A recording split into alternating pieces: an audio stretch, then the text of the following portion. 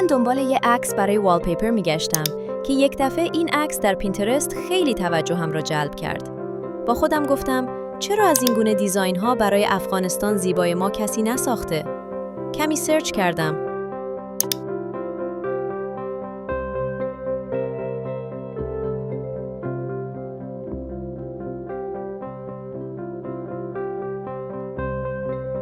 اما چیزی پیدا نشد. گفتم خب خودم شروع می کنم. عاجل. فتوشاپ را باز کردم و دست به کار شدم. اول یک صفحه جدید به سایز یوتیوب 16:9 انتخاب کردم.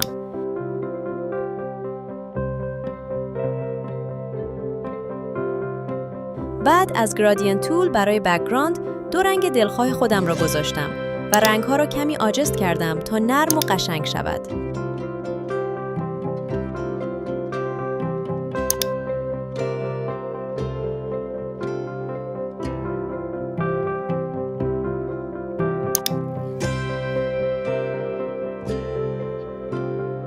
بعدش تکست دلخواه خود را وارد کردم.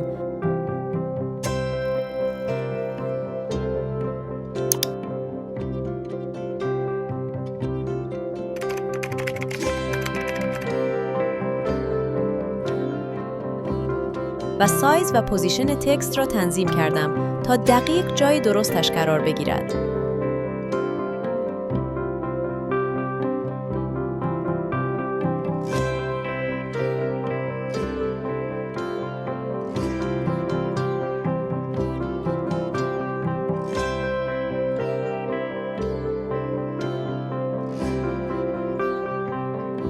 حالا از قسمت تولز، رکتنگل شیپ تول را انتخاب کردم و زیر هر حرف، هر نوع دیزاین که دوست داشتم اضافه کردم. بعد از هر شیپ، با استفاده از آلت درگ، شورتکاتس کاپی گرفتم و هر قطع که لازم بود، با همین شورتکات کاپی ها را ادامه دادم.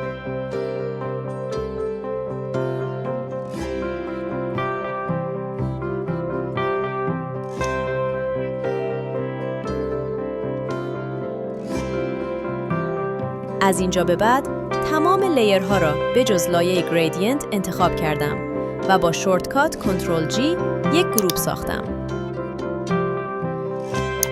حالا عکس دلخواه خودم را وارد کردم.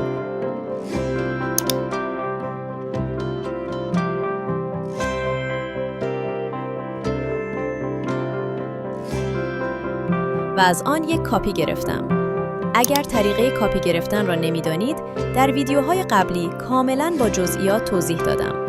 بعد عکس اول را داخل گروپ که ساخته بودم، کلیپینگ ماسک کردم تا عکس دقیق داخل تکست و شیپ ها قرار بگیرد. کاپی عکس را ماسک کردم و سابجکت را از بک‌گراند جدا کردم. طریقه انجام این کار را قبلاً کامل توضیح دادم. حتماً ویدیوهای قبلی را ببینید. برای اینکه کار عمق و زیبایی بیشتری بگیرد، یک شیپ را انتخاب کردم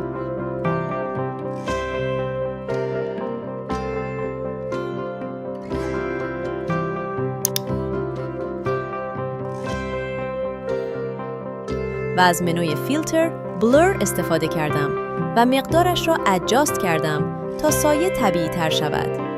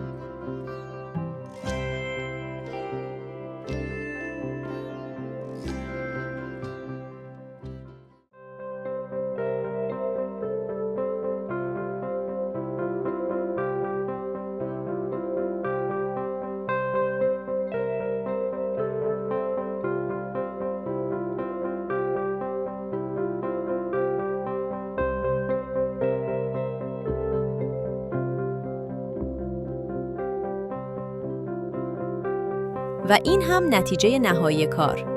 حالا کشور ما هم از این گونه پوسترهای خلاقانه دارد. امیدوارم از این آموزش خوشتان آمده باشد.